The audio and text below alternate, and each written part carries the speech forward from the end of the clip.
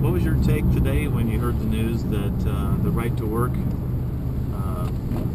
bill passed this morning? You know, I was delighted to hear that. I think it will help the state.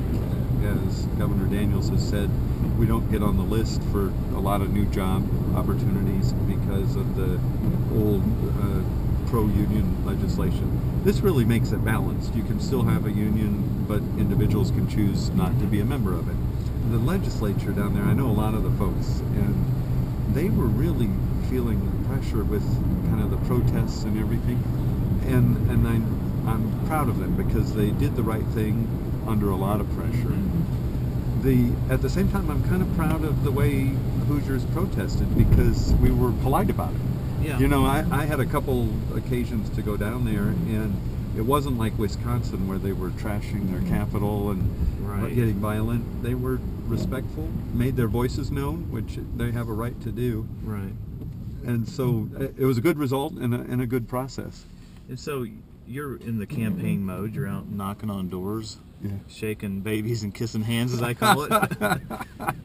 Could get into trouble if you do too much. Yeah, you don't want to do too much of that. At least publicize it. So what's the number one thing you're hearing at the door? What are people saying the most? Number one thing I'm hearing is things has got to change in Washington. And sometimes people are saying, is it too late to change? Are we too far down a path that is not going to work for us? I'm an optimist, so I don't think it's too late, but I agree totally. We've got to get a new direction for the country, particularly in the economy, where we've got to get back to letting people follow their dreams, invest, and work hard and succeed. And again, thinking about President Reagan, the way we did that in the 80s is we cut taxes. Now we just have to avoid the tax increases and ideally get to a flatter tax. Reduce regulations, because when you start a new business, you got a mountain of small business regulations and red tape, and stable money, and then Washington has to balance its budget. I've shared with people, they're big numbers. Last year they spent $3.8 trillion, but they only took in $2.2 trillion. So that's $1.6 trillion borrowing for future generations. If you shaved off the last 8 zeros and think about it as a family budget, that would be, if you maybe took off 8 zeros, it gets to 22,000 in income, but 38,000 in expenses. And that's 16,000 of credit card debt for a family. If that happened in our family, you'd pretty quickly, my wife would say, we got to make some choices here. You know. You watched the president's speech the other night, the State of the Union. Yeah. What did you think of that? I kept hearing him talk about he's going to do away with this program and streamline this program, but then he talked about 4 other ones he's going to start. Right. Did you catch that? I did. I was really disappointed by that speech, to be honest with you. The high-level rhetoric sounded like he got it, and we should trim back, but the whole program spent more money and raised more taxes.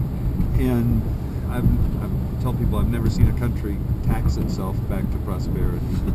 And you can't cut the budget by spending more money. Right. And so, and then there was one line there that frankly just was over the top for me.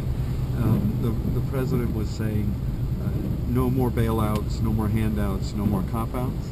And I'm thinking, wait a second, your record is all about bailouts, handouts, and frankly some cop-outs. Yeah. And what are you talking about? No kidding. I looked at what was happening. We sent a lot of new guys there 2 years ago.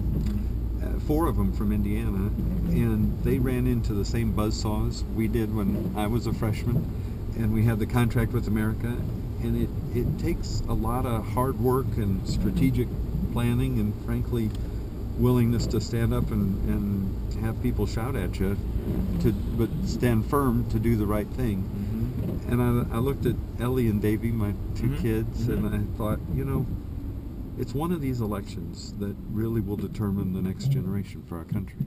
Right. And if I've been blessed with a lot of experience in how it works, if I could get back there and help do the right thing, then I needed to do that. gift, and this is from the heart. It's from my,